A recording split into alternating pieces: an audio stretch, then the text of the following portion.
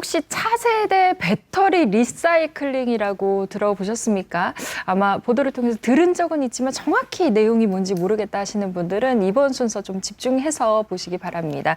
손은옥 씨가 이 내용 직접 취재하셨죠? 네, 그렇습니다. 제가 아주 꼼꼼히 취재를 하고 왔는데요. 이 차세대 배터리 리사이클링이 무엇이냐 조금 더 쉽게 설명을 해드리자면 요즘 뜨거운 관심을 받고 있는 전기차 다들 아시죠? 네. 이 전기차를 타다가 수명이 다했을 때 그 안에 있는 배터리를 재사용 또 재활용하는 방법을 연구하고 개발하는 것을 바로 배터리 리사이클링이라고 하는데요. 네. 자, 그런데 경북 포항에서는요, 2019년부터 아주 일찌감치 전기차 폐배터리를 아주 알차게 활용을 하고 있다고 합니다. 바로 규제 자유 특구 덕분인데요. 어떤 이야기인지 자세한 내용 화면으로 함께 만나보시죠. 네.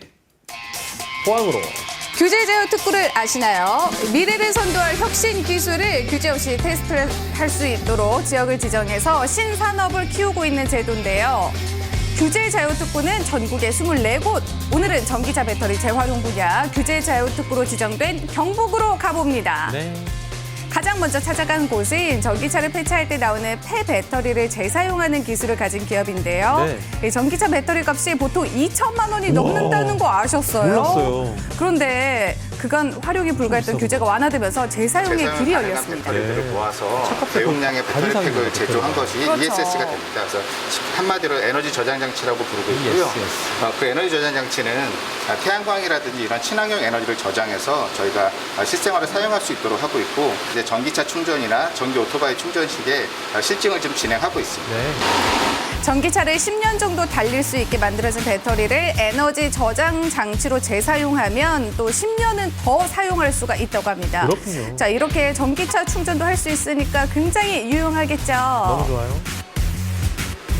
저희가 이 규제자의 특구를 통해서 이 기술을 먼저 선점하고 기술 개발을 해놓음으로써 앞으로 실제적으로 사용 배터리가 많이 나올 때 사업화하는 데 굉장히 유리한 조건을 가질 수 있다고 생각을 하고 있고요. 지금에 대한 실증 해봄과 그 경험이 굉장히 큰 노하우로 작용할 것이라고 생각을 하고 있습니다.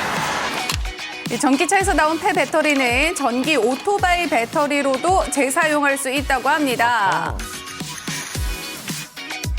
좋은데요. 사실 안전성이나 뭐 성능 면에서 좀 괜찮을지 그것도 좀 예리한 걱정되거든요.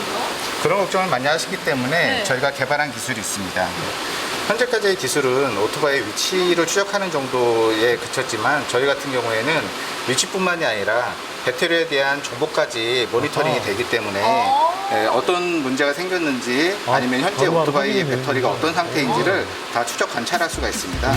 네, 그렇습니다. 이 재사용 배터리의 추적 관찰은 특히 전동 휠체어에 유용하다고 하는데요. 이런 데 불편하신 분들이 사고 시에도 보호 조치를 받을 수 있도록 보호자에게 연락할 수 있는 서비스도 출시할 예정에 있습니다.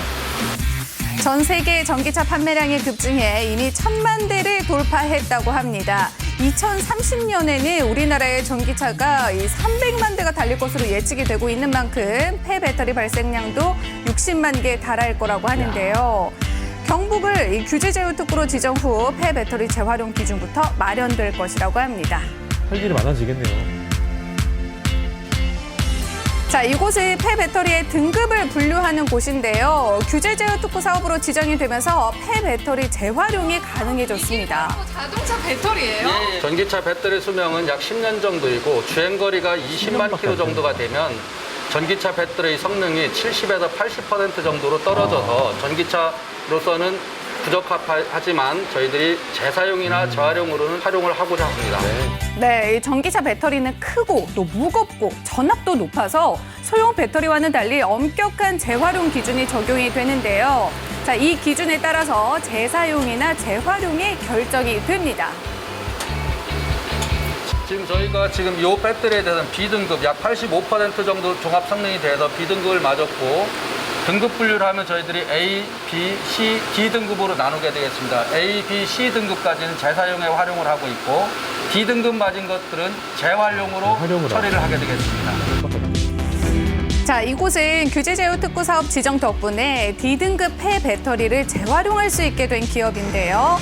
이 폐배터리를 파쇄해서 배터리 핵심 소재의 원료가 되는 고가의 금속을 추출할 수 있게 된 겁니다. 현재 지금 저희가 재활용하고 있는 폐배터리 팩에는 니켈, 코발트, 망간이 들어있고요. 이것들을 현재 시가로 그렇죠, 비싸죠, 저거. 환산했을 때 약 100만에 가까운 와, 100만 원. 금액이 들어 있습니다.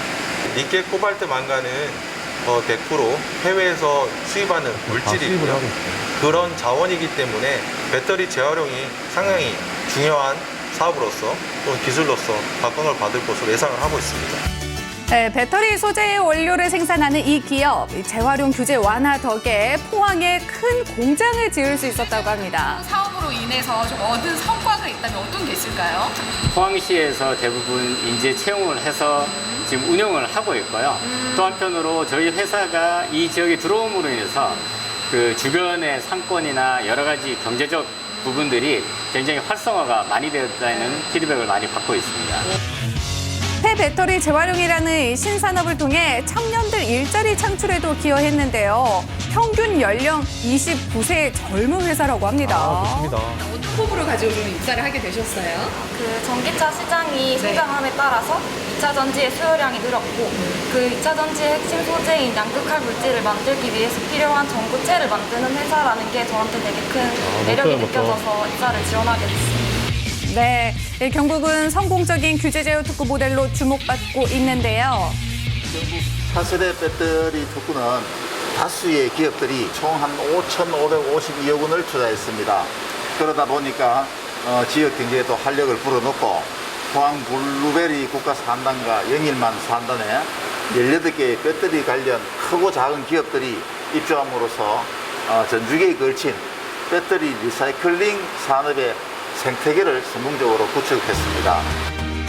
경북이 전기차 배터리 관련 산업의 중심지로 거듭나고 있습니다.